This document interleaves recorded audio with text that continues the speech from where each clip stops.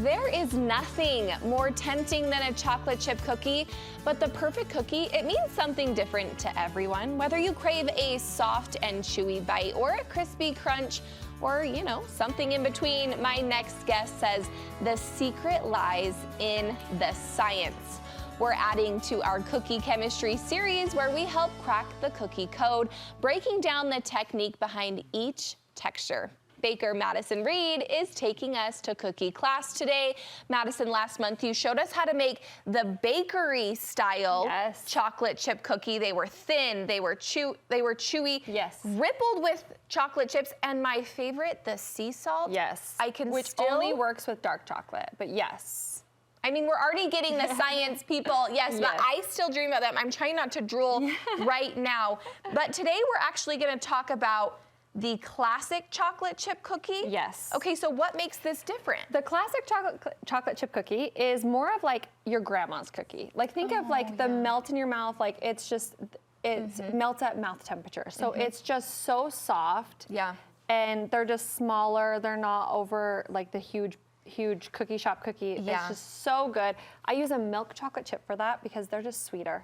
They're delicious. And I am a milk chocolate chip girl, so from the bottom of my heart, thank you. It's taken everything in my soul not to come over here and just bite into one. Yeah, yes, because it's that childhood taste of like you're saying, your grandma, your mom, all the things. Walk us through the star ingredients of this recipe. Yeah, so using both a butter and a shortening will help reduce or higher the melting point. So shortening has a higher melting point in the oven, so it melts out a lot slower, which gives you that fluffier texture. You always want to cream your butter and sugar and shortening until it looks like this. You're adding all those tiny little air bubbles into your cookie to help leaven, which is rising your cookie. Yeah. It's part of that. So we're adding bubbles. It takes 2 minutes. So I creamed it before. You cream it for a long time. Yeah. And then longer than you think. Longer than you think. Yeah. And then you add in your wet ingredients. So there's eggs. You always want real vanilla extract because that's the main flavor if you think about it. You just fold those in. And then there is all-purpose flour, which is middle of the range flour, where it's middle protein, and so it will give you that fluffier cookie. Okay. Where a cake flour will give you like a thinner, more cakey cookie. Yeah. A bread flour will give you a more structured, chewy cookie. This is gonna be middle of the range, fluffy cookie. There is really so much science that goes into this. And that's what you love about baking, right? Like you love it because of the science. All about the science. My whole blog, mrsmaddie.com, is all about the science, all about why you're doing the ingredients, why you're using that mixing method. I just feel like it gives you such a bigger sense of accomplishment when you understand what you're making in the kitchen. You know what? And it's a task you have to do. I love that about you. Yes. I also am like, I'm a baker, but I'm a scientist as well. Yes, exactly. Yes. Real sea salt. I love Redmond Sea Salt, which is a Utah company. It just, the flavor is uncomparable to any. And then baking soda in this recipe. So we're not using baking powder, we're using baking soda. And that's that a leavening thing too? It's leavening, but baking soda actually promotes browning. So you get that crispy little brown on the edge of your cookie and spreading. So they spread out a little bit, get a little like a crispy caramelized brown on the top.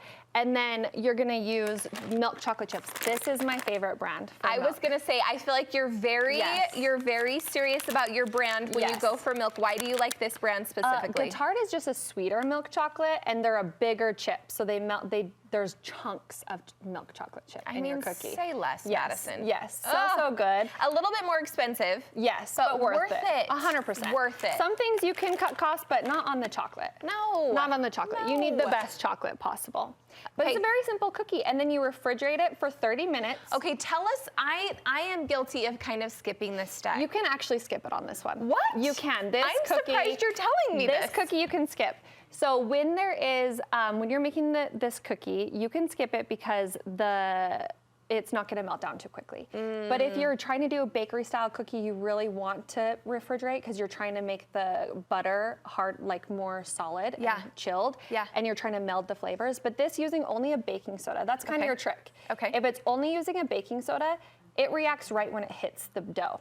So you can't refrigerate it for more than 3 hours. If you refrigerate your dough for more than 3 hours, it will not rise in your oven. Really? Baking powder rises twice when it's mixed in and when it heats in the oven. So that one can be refrigerated for up to 3 days.